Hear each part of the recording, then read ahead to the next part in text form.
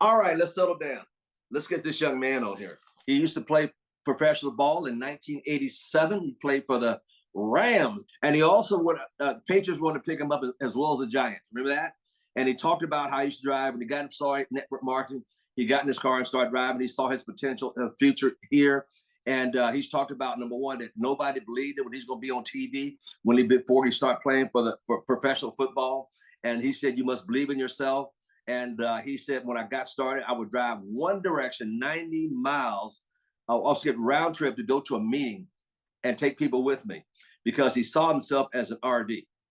And with tears in his eyes, oh, I ain't going to tell the rest of it. I want him to tell his story. Ladies and gentlemen, give a warm welcome for none other than LA Ram number 43, the great one and only Mr. Greg Williamson. Aloha, everyone.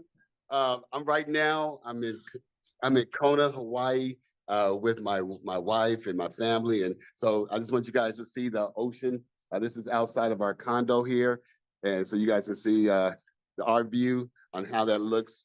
And so I'm going to go ahead and move back in, but we are celebrating my 61st birthday, and that was on Monday.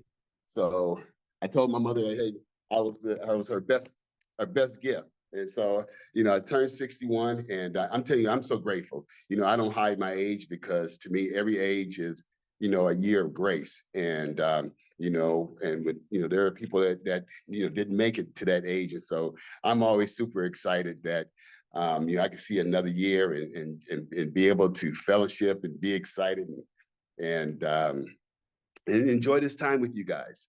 So my name is Greg Williamson. I'm a regional director in Southern California, and I'm excited because, I have a word to give you guys, and this is something that really resonated with me. It's a story that's out of the Bible, and I just think that this is something that can touch everybody that's on this call. And the topic today is, you are chosen. You are chosen.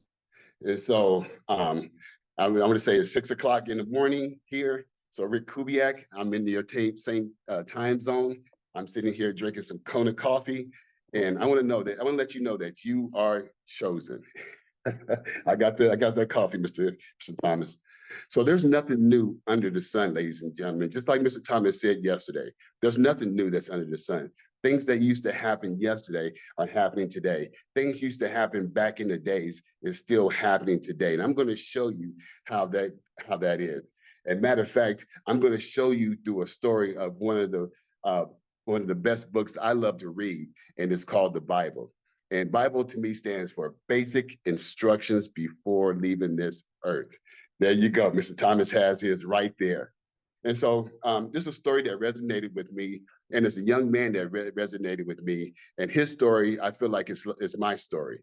And if it's my story, then I'm pretty sure it's your story as well. And so this is the story of David. And, David was just a champion. And I'm going to show you how that worked. And I'm going to show you how this resonates in today's world, his story. So back in the day, Israel, they wanted a king. And so it was a prophet, his name is Samuel, and they went to Samuel and said, hey, we want to have a king. And so there was a king that was anointed, and his name was Saul. And Saul was anointed to be the first king of Israel. Now, Saul he was chosen, but Saul he had some success early on. But over time, with greed and disobedience, Saul started to lose favor. He started to fall out of favor. And the Lord went to Samuel and said, he cannot be king anymore because of what he's doing is not pleasing. See, to think about, let me tell you this, in our business, where people have success and they rise to the top, sometimes people think that it's all about them and they're the ones that got there. And they start having greed and disobedience, and they fall out. That happens in this business. It happens in entertainment. It happens in almost everything in walk of life that happens because someone thought, hey, it was all about me, and they become disobedient. So that was King Saul at that time. And so the Lord went to Samuel and he said, hey, look, I want you to anoint a new king. And he said, I want you to go to a man named Jesse. And Jesse has some sons, and one of his sons will be the next king of Israel. Now, Jesse had 8 sons, but when Samuel came up to Jesse, he said, hey, line up for your sons. One of your sons is going to be anointed the next king. And Jesse lined up his sons. He lined up 7 of them. And Samuel went up to each one of them to anoint them, but they weren't chosen to be the next king. And Samuel said to Jesse, he said, look, I know there's got to be one more. There's one more. Who is he? And he said, it's my son David. He's out there in the field tending the sheep. And he said, but he's a little boy. You know, you don't want him. See, so David was out there. He was out there in the field. He didn't want to be out there. But let me tell you about David. Everything that David did, he did it wholeheartedly. He was a little guy. He was a runt. He was somebody who when I was a kid, I can consider myself somebody that was really small. When people look at you on the outside, they see something that, you know, on the outside, oh, this person can't do it. But on the inside, David was a champion. See, he was chosen to be a leader, you know, when people couldn't see the outside. See, Jesse thought that it was going to be one of his other 7 sons. But when David came up and he was anointed, the power came over him. And Samuel said, this will be the new king. Now, David was anointed to be the next king of Israel. Guess what happened? David went back out to the field. David, it wasn't like he became a king right away. He went back into the field to tend the sheep. And David didn't complain or anything like that. He went back out in the field and he did his job wholeheartedly, and that was to watch the sheep. So, ladies and gentlemen, I come to you today is that everything that you do in life, you do it wholeheartedly. You know, when I used to have my job, I used to hear people say, hey, you know what? I got to go to that slave tomorrow. You know, I got to, you know, work for the man. And it's not about that. No, you work for someone that's bigger than that. And see, and that's what David did. And that's why he was chosen, because he knew who he was and whose he was. Let me say that again. He knew who he was and whose he was. And so some time went on. And David, you know, not only that he was good at tending the sheep, but he was also good at playing an instrument. And there was a harp that he was really good at. And he was so good at it that the word traveled to the kingdom palace. And Saul heard about this. And he said, hey, I want to summon him to come into the palace. And I want him to play for me, to soothe me, because he was going through some mental issues. And David was brought over to the palace to play for the king. See, a lot of times people think that things are happening to them and not happening for them. And when David got into that palace, see, he got a chance to see how the king worked, how the king acted, how the king, you know, worked every day as a king. Now, King Saul didn't know that David was going to be the next king. That was on the hush. But David knew that he was going to be the next king, and he wanted to see how the kingdom was ran. And he was able to do that by going and playing an instrument and learning how to be the next king. And now, look, folks, just like I said before, is things happen to us. Those things don't happen to us. It happens for us. See, a lot of times, you know, things happen in our business, and you know, we start complaining. You know, we didn't want to do that, but it's happening to you. The things that you going into a meeting and seeing some senior vice presidents, regional vice presidents, and even regional directors, and seeing how they walk and talk and how they act. So you reflect the inner. So David went back home to tend for the sheep, because he didn't become a king right away. Now, in those days, there was a group that was like a rival army, and they were the Philistines. And the Philistines were going out to go attack the Israel army. And so the Israel army, they knew they were under attack. And they said, we're going to go ahead and we're going to get these Philistines. But the Philistines had a secret weapon. that had a man named Goliath. And Goliath was bigger than any man around. This man was bigger than 3 men put together. And he was their secret weapon. Matter of fact, Goliath was a problem. He was a problem. And so when the Israel army went up and faced Goliath, Goliath said, which one of you guys want to challenge me? Bring your best man to me, and I'm going to take care of him. And all the people in the Israel army stood back, even the king. He didn't want no part of Goliath because Goliath was a problem. You know, how many times do we see a problem in our ACN business? How many times do we see a problem in life and we stand back? See, this is what the Israel army did, is they stood back for 40 days and didn't do nothing. You know, have you ever had these people that get started in business? You know, they see the information and they say, you know what, I don't have any money, so let me wait 40 days in order to get started. You know, I don't have the time. Let me wait 40 days. See, they were chosen, but then because of fear, they said, let me wait because I don't know if I can take care of this right now. Let me wait 40 days. See, that's what happened to them. But see, like I said before, things happen for you and not to you. And so David was out there tending the sheep, and he wanted to go out and fight in the war.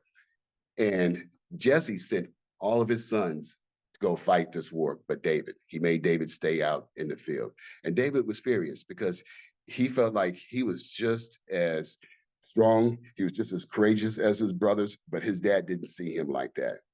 And so David was out there in the field, and one day Jesse came up to him and said, hey, David, I want you to bring some food to your brothers because it's been 40 days and they need nourishment. See, like I said before, things don't happen to you, they happen for you. And so David took the food, he brought it out over to the army, and he heard Saul say, hey, look, if there's anyone out there that can take this giant, you know, I'll give them a handsome reward. And David, you know, small as he was, he said, I'll take care of him. I'll defeat him, because he knew who he was and whose he was. And so they were trying to armor him up, and he said, I don't need that. All I need is my faith, a rock, and a slingshot. And this is what Goliath did. He said, what are you gonna do? You're gonna bring a boy my way? You know, you think I'm a dog? You think I'm somebody, you know, this is what you're bringing towards me? This is who you got? And this is what David did. He didn't run away from Goliath. He didn't run away from the problem. He ran to it. And he actually called his shot before he did it. See, folks, if you can get started in this business and you can call your shot, even before it started, just like I said in the last training, is you say, look, you know what? I'm signing this rep agreement. I am a senior vice president. I am a regional vice president. Wherever you want to go in this business, I am that. If you say that to your problem will go away from you. It will run from you. And David told Goliath, not only am I going to knock you down, but I'm going to take your head and I'm going to feed it to the birds. He called his shot, and he ran towards Goliath, and he did just what he said he was going to do. And when he did that, he took his sword, took his head, and he held it up in the air. Guess what the Israel army did? They rallied behind him. And guess what the Philistines did? They ran. Now, let me tell you this. This is how this ties in today. Folks, when you put your mask on first, when you say, look, I'm the leader of my business and I'm going to take things on myself, this is what's going to happen. You're going to have a bunch of people who are going to rally behind you, and they're going to run with you because they see that you are a winner. Everyone loves a winner. When someone wins the NBA championship, everyone rallies behind it. When someone wins the Super Bowl, everybody rallies behind that team. People love winners. And see, David was chosen, and he knew that if he knew that he was who he is and whose he is, that the Israel army was going to rally behind him. And folks, over time, David became king. Over time, David became a senior vice president in ACN. Over time, David showed everybody who he is. So folks, this is my question, is that you are chosen. And it comes down to two things. Do you choose faith or do you choose fear to make that happen? Do you stand and wait for 40 days or do you start taking action right away because you know who you are and whose you are? And so this is what I want to tell everybody today is I'm gonna go and I'm gonna give you guys some champions that some Davids that in this industry, and I'm gonna just describe them, and they're all Davids. You know, they're all champions because they would know they were chosen. So this first gentleman I want to bring up, this gentleman, he was the oldest in his family. And his dad told him he would never amount to anything, you know, that he was a loser, that he was a failure, and he wasn't like his brothers and sisters. And this gentleman was chosen. He saw this opportunity and he took it and he ran with it. And over time, this gentleman became a senior vice president in this company. Not only did he become a senior vice president, but he developed senior vice president after senior vice president after senior vice president. And he got a chance to tell the world that I'm not a loser, I'm not a failure, I'm not a quitter, I'm a David. And that gentleman is Mr. Jeff Weber. And so the next gentleman I want to bring up, the next David I want to bring up, this gentleman, he was a school teacher. And, you know, as you know, school teachers don't make a lot of money. They can impact some kids, they don't impact a lot of people. But this gentleman knew he was bigger than just being a school teacher. And he was chosen. And when he saw this information, he took it and ran with it. And this gentleman over time became a senior vice president in this company. And not only did he become a senior vice president, but his wife became a senior vice president as well. And she's the first Black senior vice president female in this company. And that gentleman's name is Aaron Burt, and his wife's name is Chanel Burt. These are two Davids because they know who they are and whose they are. And then the next person I want to bring up, and this one really hits hard to me because this gentleman came to United States and he didn't know any English at all, not a little bit. And he came over here because he saw an opportunity. And he became a taxi cab driver. And this gentleman, he drove taxi cabs. And when he saw this information, he knew that he was chosen. He knew that he had David within inside him. And this gentleman, not only did he become a senior vice president, but he ran all of Australia and Europe. And this gentleman's name is M.D. Rahman, senior vice president. And then the next David I want to talk about is this lady was a housewife and I believe a mom. And she probably done some things before, but she knew that she was a David. She knew she was chosen. And what she did was she got 4 men together.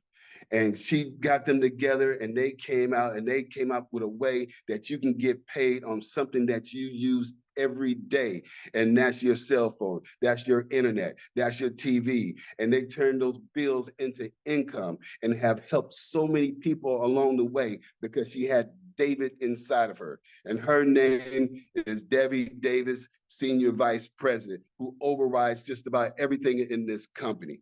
Now, the last person that I want to bring up, and this person, don't know I'm about to bring him up, but this person is a David. So this gentleman, his dad made money from his hands. And when he said, you know what, I don't want to make money that way. I'm going to make money right here. I want to impact a lot of people. And this gentleman became the top of not just one network marketing company, but 2 network marketing companies, have made over 18 millionaires and helps everyone across the country and it helps everyone win. And this gentleman's name is Mr. Al Thomas. So this is my thing to you, ladies and gentlemen. You know, you are chosen. Let's hear your story. Will you be the next person that's standing on, the top, telling your story? Because nothing happens new under the sun. What happened to David was a story how we can run our lives today. Everybody on this call can be a senior vice president if they choose it. Everybody on this call can be a regional vice president if you choose it. Everybody on this call can be a regional director if you choose it, because you already have it in you, because you got to know who you are and whose you are. So with that being said, Mr. Thomas, I want to say mahalo. From here, from Kona, Hawaii. I'm just so grateful to be able to speak on your call. I hope this resonated with someone. I hope someone saw this and say, hey, look, that's me. I'm a David. Yes, I am chosen. And when you do that, and you start knowing who you are and whose you are, watch yourself start moving from left to right in this company, and we're going to be talking about your story. So with that being said, Mr. Thomas, that is my time, I believe, here, and I appreciate you giving me a moment to speak on this call.